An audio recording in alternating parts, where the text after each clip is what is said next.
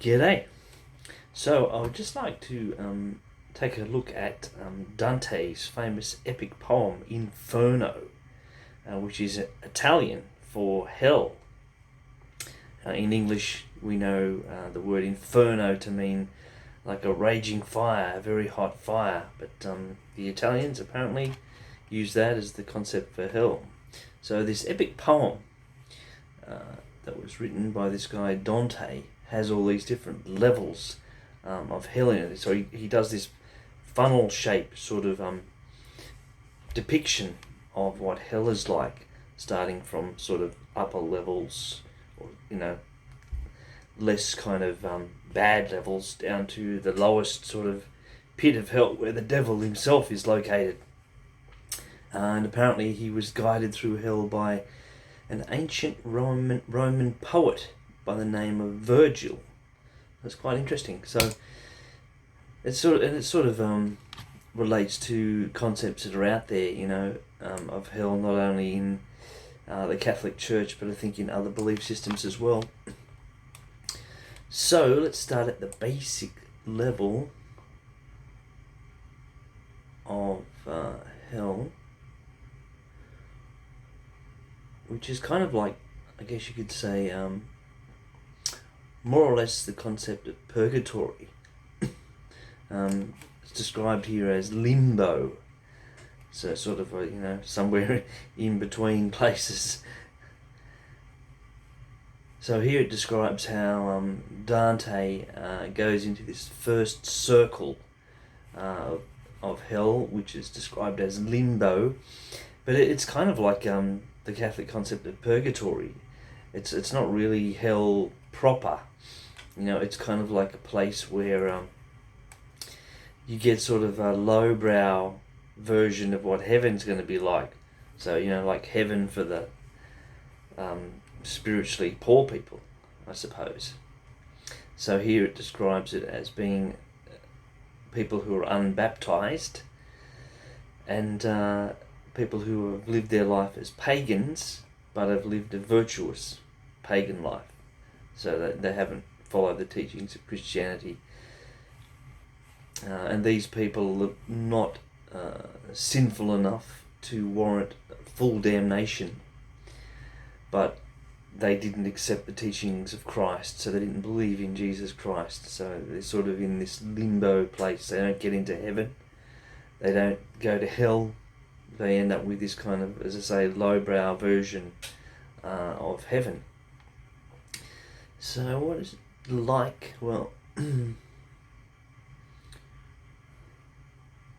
or as actually there might be another class of people that were unable to choose Christ for whatever reason. So perhaps they were born, lived, and didn't hear the gospel teaching. They lived on it. The old classic one is the person who lives on an island, like a Robinson Crusoe type character. For some reason, never heard of Christianity, never heard the Bible, never heard the gospel. So, people have always posed the question, what happens to them? Well, I guess, I don't know, limbo would be Dante's answer to it.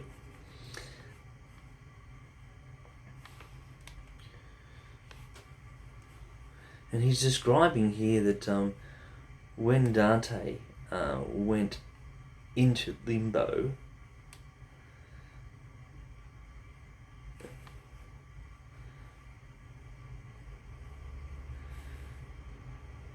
he encounters a few people down there. So he talks about encountering some poets, and it sounds like these are Greek kind of poets, like Homer, who was the writer of the Iliad and the Odyssey, Horace,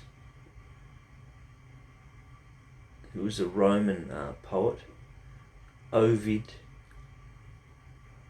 was another Roman poet, Lucan, another Roman poet.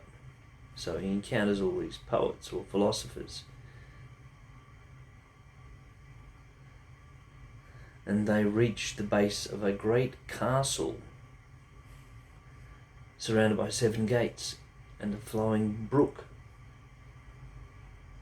Then they journey on and come to a green meadow and they encounter the inhabitants of a citadel.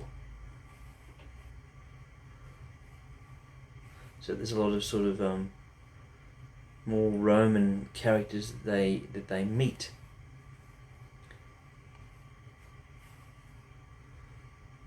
Then more philosophers on their way. So the group encounters Aristotle and Socrates and Plato.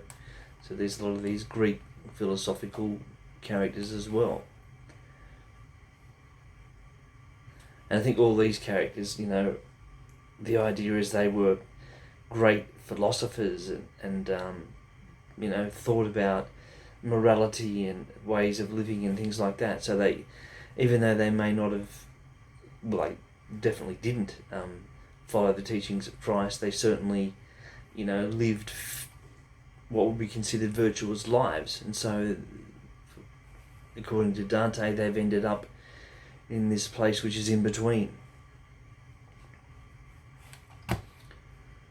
But it's at the basic, non-Christian kind of level, non-Christians that have sort of lived a good life or haven't heard the gospel, it's sounds like a fair deal they're getting, according to Dante. But it gets worse from there, believe me. So next time I'll look at the next level of Dante's Inferno. Should be interesting.